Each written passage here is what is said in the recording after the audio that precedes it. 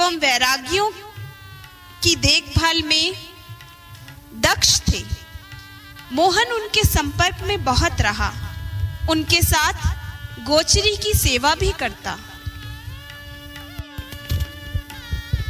एक दिन वह मुनि श्री सोहनलाल जी के दर्शन करने आया। मत्थ एण वंदामि। मोहन, तू साधु बनेगा?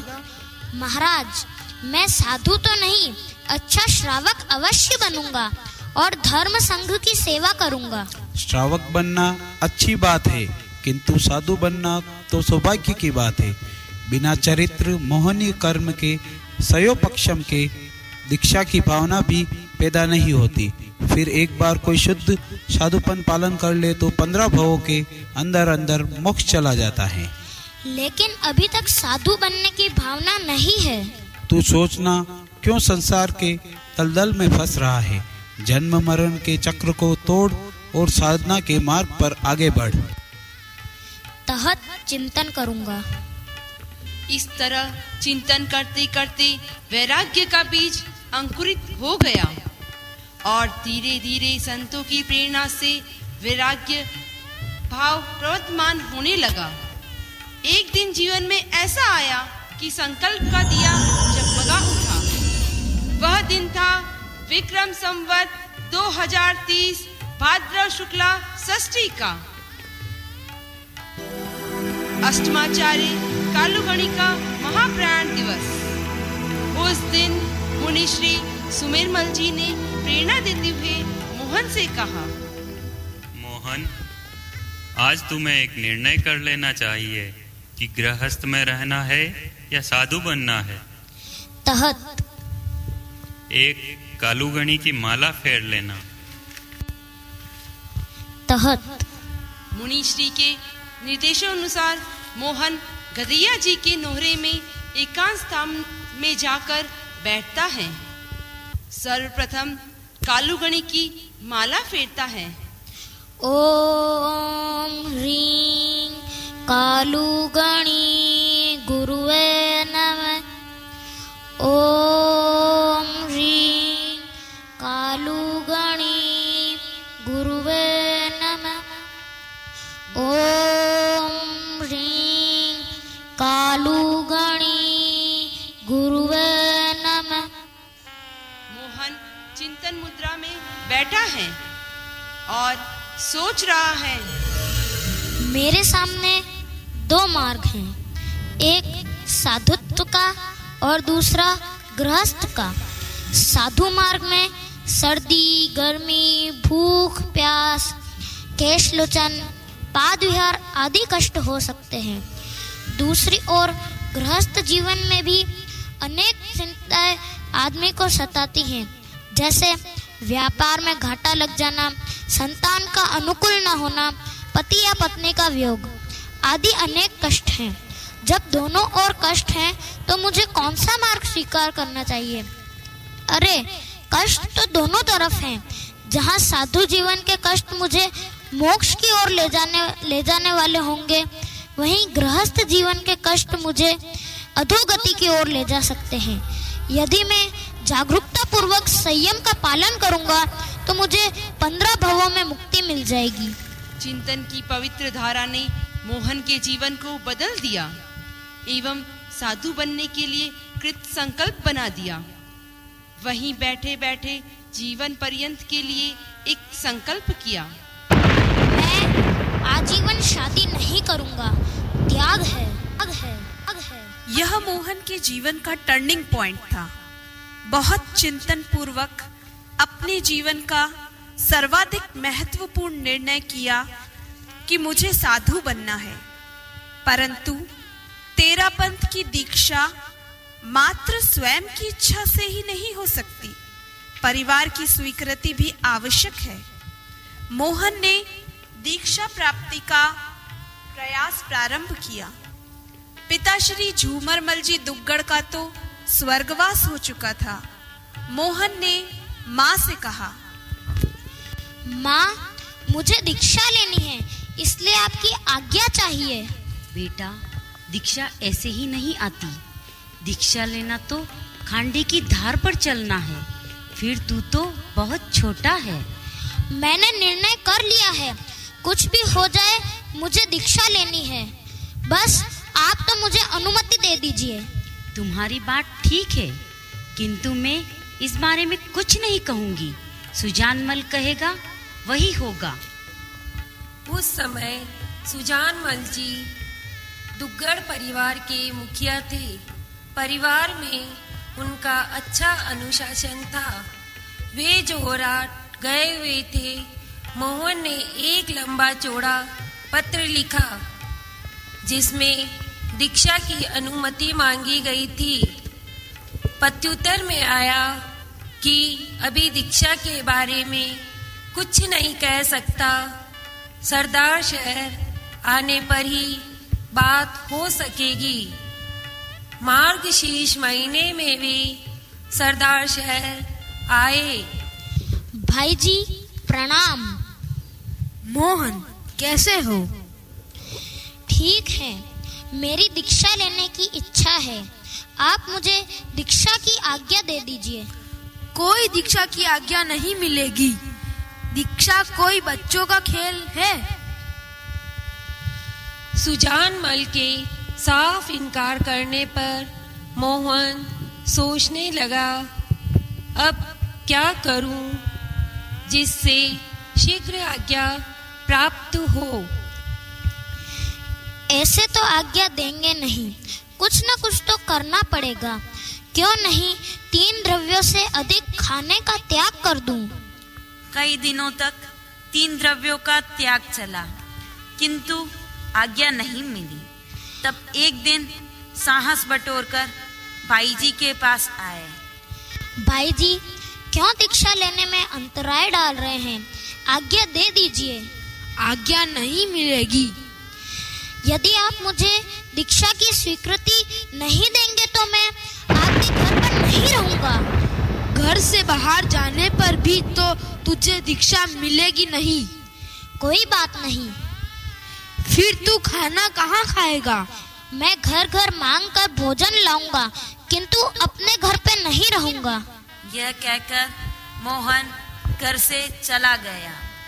उसके जाने के बाद माँ ने कहा, सुजान, कहीं भावावेश में आकर मोहन कोई गलत काम कर लेगा तो हमेशा के लिए हमारी आंखों से ओझल हो जाएगा। इससे तो अच्छा है कि तुम इसे दीक्षा की आज्ञा दे दो, ताकि वह हमारी आंखों के सामने तो रहेगा। विनीत पुत्र ने माँ की आज्ञा को शिरोधार्य किया। सायं को जब मोहन पुस्तकें व आसन लेने घर वापस आता है तो माँ उसे समझाती है, बेटा, ऐसा करने से दीक्षा की आज्ञा नहीं मिलेगी। पहले खाना खा लो, फिर भाई से अच्छी तरह बात कर लेना। ठीक है माँ, जैसी आपकी आज्ञा। मोहन खाना खाने के बाद भाई जी के पास गया। भाई जी ने कहा, आषाढ़ महीने के बाद जब तुम्हारी इच्छा हो, मैं दीक्षा देने के लिए तैयार हूँ। आज्ञा मिलते ही तो मोहन खुशी से उछल पड़ा और तत्काल मुनि श्री सुमेरमल जी के पास गया और बोला, मथ एण वंदामी। भाई जी ने दीक्षा की आज्ञा दे दी है। कहा, आषाढ़ के बाद आचार्य श्री जब भी दीक्षा दें, मेरी आज्ञा है। मोहन ने गुरुदेव तुलसी को एक पत्र लिखा और यह निवेदन किया कि अंतराय पूरी होता ही गुरुदेव मने जल्दी से जल्दी दीक्षा दिलाने की कृपा करासी। एक दिन मुहूर्त देख मुनि श्री सुमेरमल जी ने सुजान जी से कहा, सुजान, मैंने दीक्षा का मुहूर्त देखा और वैशाख महीना श्रेष्ठ है, किंतु तुमने अनुमति आषाढ़ के महीने के बाद की दे रखी है। सुजान, तुमको दीक्षा तो देनी ही है। अब दीक्षा आषाढ़ के बाद दे या वैशाख में दे, क्या फर्क पड़ेगा? मात्र 2-3 महीनों के लिए इतने श्रेष्ठ मुहूर्त को क्यों टाला जाए? तहत आप और गुरुदेव जब उचित समझे इसको दीक्षा दे सकते हैं। मेरी ओर से स्वीकृति है। उस समय मोहन के साथ हीरालाल बेद, बजरंग बरडिया, तेजकरण दुग्गड़ भी वैरागी थे। मोहन और हीरालाल को तो दीक्षा की अनुमति मिल गई, किंतु बजरंग और तेजकरण को पारिवारिक स्वीकृति नहीं मिली। वे साधु तो नहीं बने, किंतु आज वे अच्छे श्रावक हैं। इस दौरान मोहन हर परीक्षा में स्वर्ण की भांति खरा उतरा। उस समय आचार्य श्री तुलसी का प्रवास अनुव्रत भवन दिल्ली में था। मर्यादा महोत्सव का अवसर था।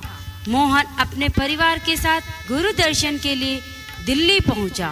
विक्रम संवत 2030 माघ शुक्ला अष्टमी को प्रवचन के समय उसने एक वक्तव्य दिया। परमाराध्य प्रातः स्मरणीय हृदय सम्राट युग प्रधान आचार्य श्री के श्री चरणों में कोटि कोटि वंदना। उपस्थित साधु साध्वी वृंद, बुजुर्गों, माताओं, आप लोग सोच रहे होंगे यह बच्चा क्यों खड़ा है, क्या कहने जा रहा है और क्या चाहता है। मेरी चाह भौतिक नहीं आध्यात्मिक है। मेरा कथन उपदेश नहीं निवेदन है, प्रार्थना है, वह भी किसी भौतिक वस्तु के लिए नहीं, चारित्र के लिए। साधु बनने की आकांक्षा मन में लेकर ही आज मैं यहाँ खड़ा हूँ। आप लोग सोच रहे होंगे कि यह बच्चा है, यह साधुत्व को क्या समझेगा। जब मैं ऐसी बात किसी से सुनता हूँ मुझे उसकी बुद्धि पर तरस आता है, हृदय करुणा से भर जाता है। सोचता हूँ इन लोगों ने धर्म को समझा या नहीं, आत्मा को जाना या नहीं। अगर जाना है तो केवल शरीर से ही मेरा अंकन क्यों करते हैं। साधुत्व आत्मा की वस्तु है या शरीर की। याद रखें, धर्म आत्मा की वस्तु है। क्या मेरी आत्मा आपसे छोटी है? क्या कोई आत्मावादी ऐसा कह सकता है? शरीर से ही जो व्यक्ति छोटे बड़े का अंकन करता है वे केवल हाड़ मांस और चमड़ी देखने वाले हैं। अब आपसे पूछूं, जो मेरे को छोटा बतलाते हैं उन्हें क्या कहूँ?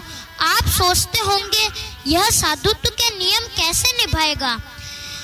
अतिमुक्तक मुनि ने कैसे निभाया था, गज सुकुमार मुनि ने कैसे कष्ट सहे। परिशह आत्मा बल से ही सहा जाता है। अस्तु पूज्य गुरुदेव, मेरी ओर ध्यान दें। इस बच्चे का भविष्य आपकी दृष्टि पर निर्भर है।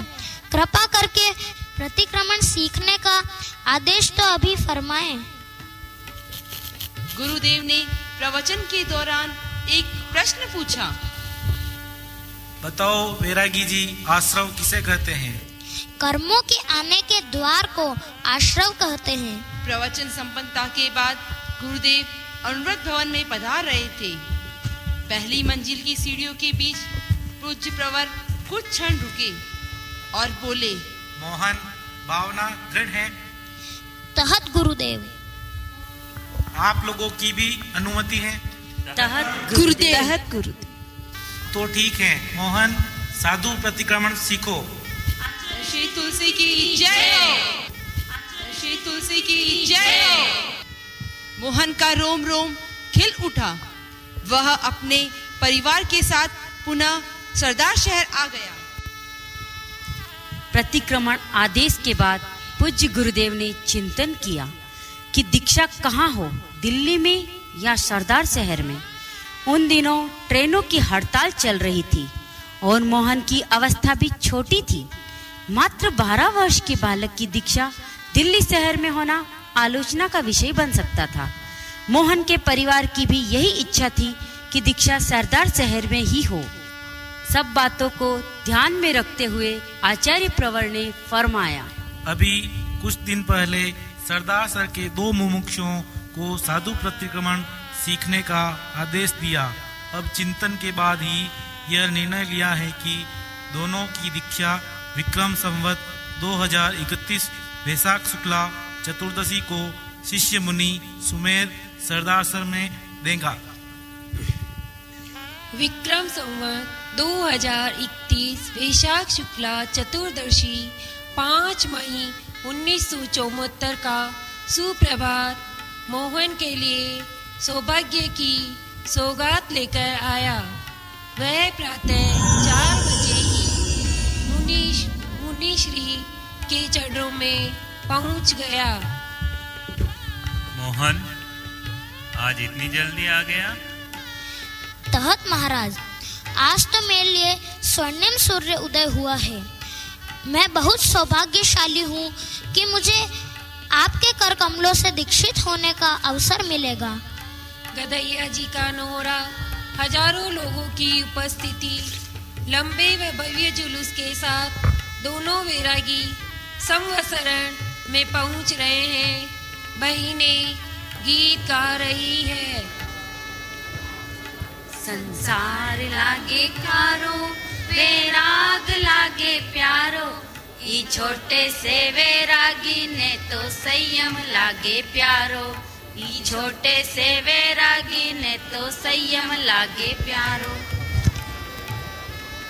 लागी संयम शूलय, चाल्या बड़े करे अभय, मन उमायो बंधन परिजन रो रोकन पायो। बांधव मनुहाराशु